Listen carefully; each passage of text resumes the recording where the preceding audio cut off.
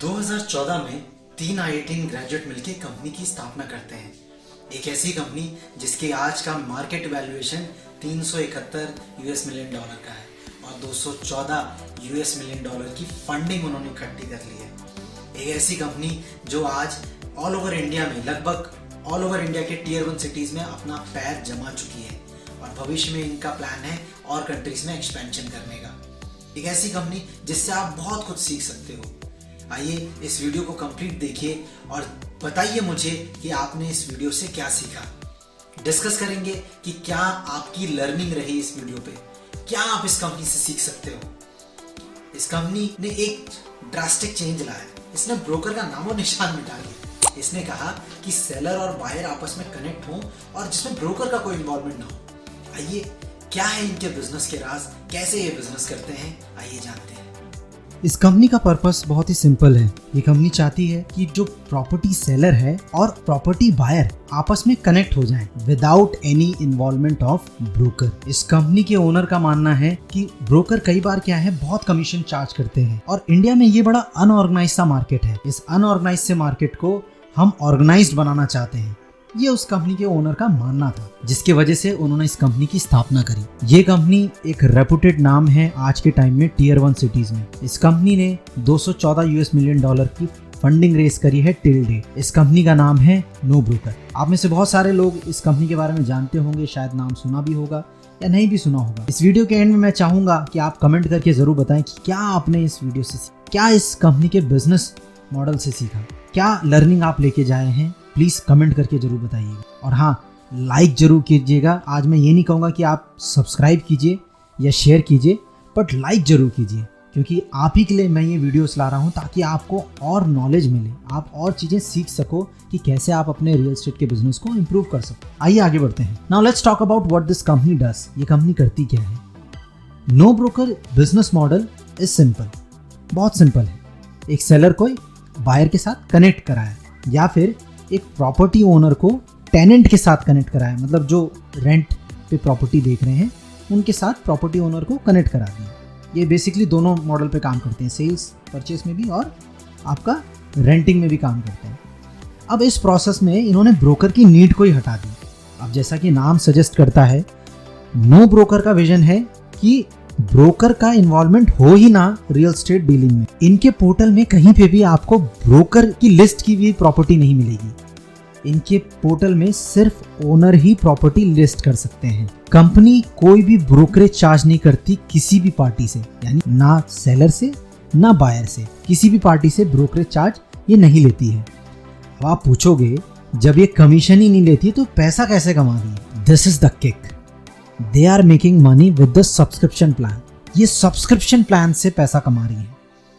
कोई भी property owner इनके पोर्टल में अपनी प्रॉपर्टी लिस्ट करा सकता है with a subscription plan if they want कि उनकी प्रॉपर्टी एक मास ऑडियंस तक पहुंचे। ये वॉल्यूम पे काम कर रही है। कंपनी का मानना है कि इनके पास हर महीने 2.5 लाख से ज्यादा यूजर्स प्रॉपर्टी सर्च करने आते हैं और आप सोच सकते हो कितना बड़ा वॉल्यूम है। 70% जो रेवेन्यू इनकी कंपनी का आता है वो सब्सक्रिप्शन प्लान से आता है।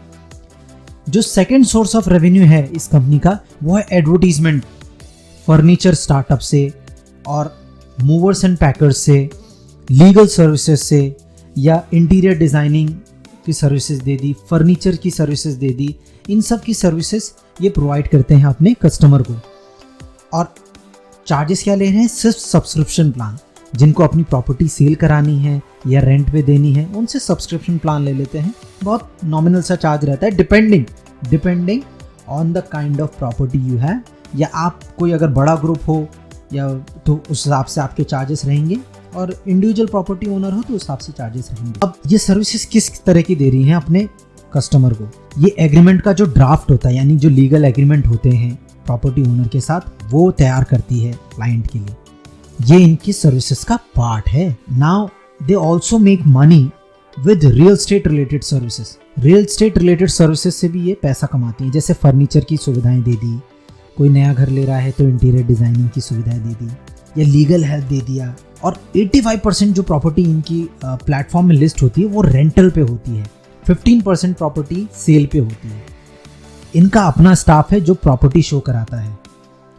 इनके अपने फ्यूचर प्लान्स भी हैं जहाँ पे ये एक्सपेंशन करना चाहते हैं और कंट्रीज पे। The best part about this company is they are using AI based and data science to cater the needs of their clients। जैसा कि मैंने कहा कि आप किस तरह की आजकल प्रॉपर्टी सर्च करो वो आपको ये शो करके दिखाएगा। आई होप आप में से बहुत सारे लोग बिग डेटा, डेटा साइंस और AI समझते होंगे। टेक्नोलॉजी के जमाने में ये टेक्नोलॉजी का यूज कर रहे हैं ताकि चीजें बहुत आसानी से सर्व की जा सके। ये इनकी बड़ी खास बात है जो मुझे बहुत पसंद आई। इनके अगर फाउंडर्स की बात करें, फाउंडिंग मेंबर्स की बात करें तो IIT बॉम्बे और IIM अहमदाबाद से हैं अमित कुमार अग्रवाल, अखिल गुप्ता और सौरभ गर्ग। इनके कॉम्पिटिटर्स की बात करें तो magic BRICS, 99 acres, हाउसिंग.com, प्रॉक tiger, quicker, ये इनके कॉम्पिटिटर्स हैं। अब मेरे व्यूज क्या हैं नो ब्रोकर कंपनी को लेकर। देखिए, इवन दो फाउंडर्स क्लेम करते हैं कि वो ब्रोकर्स का इन्वॉल्वमेंट हटा रहे हैं किसी भी ट्रांजैक्शन या प्रोसेस से, ये देखिए मेरा अपना नजरिया है। आप क्या कहते हो इसके बारे में कमेंट करके जरूर बताइएगा।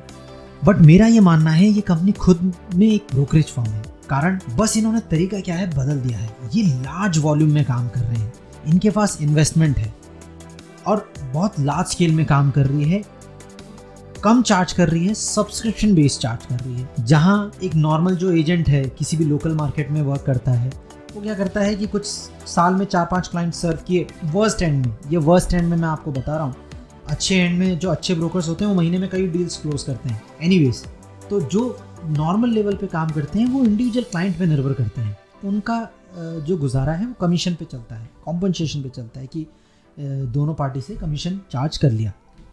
बट ये वॉल्यूम में काम कर रहे हैं, ये सब्सक्रिप्शन बेस्ड प्लान ले रहे हैं।